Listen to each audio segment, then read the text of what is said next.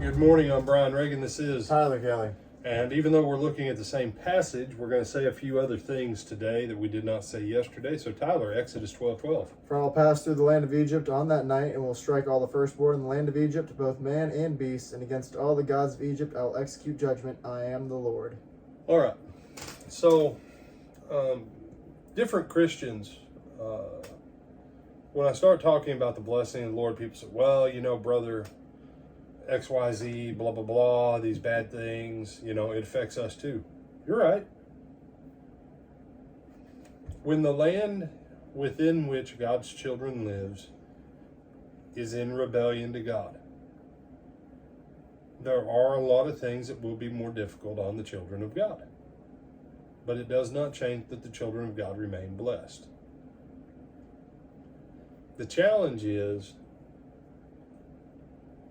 to avoid the same trap that the children of Israel got into, which was, if we get rid of Moses, who's preaching all this stuff that we don't like to hear, that's making our lives more difficult, and promise Pharaoh that we love him, everything will be better.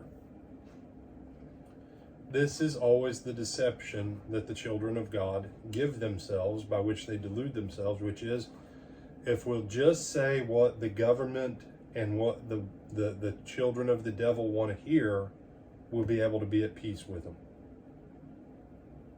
When the simple fact is, judgment is coming, and if you're not on God's side, if you're not on board with his plan, the same judgment, and I want you to notice this 10th plague was not exceptional.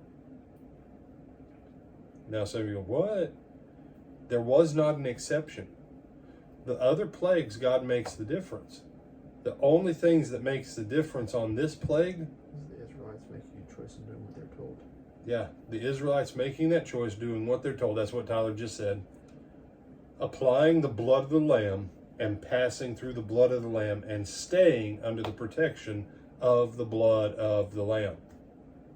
So if, you know, Mehujael, the firstborn, decided to step outside of the hut after eating his Passover, and I don't know, whatever they did in ancient Egypt, you know, after a meal, and he's like, hey, look, there's something coming down the way.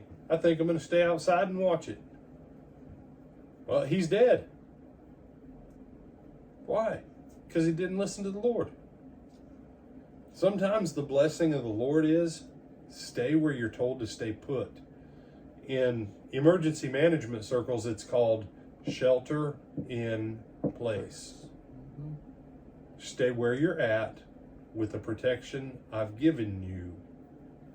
And when it's over, it will be over, and you'll enter a new stage of your life.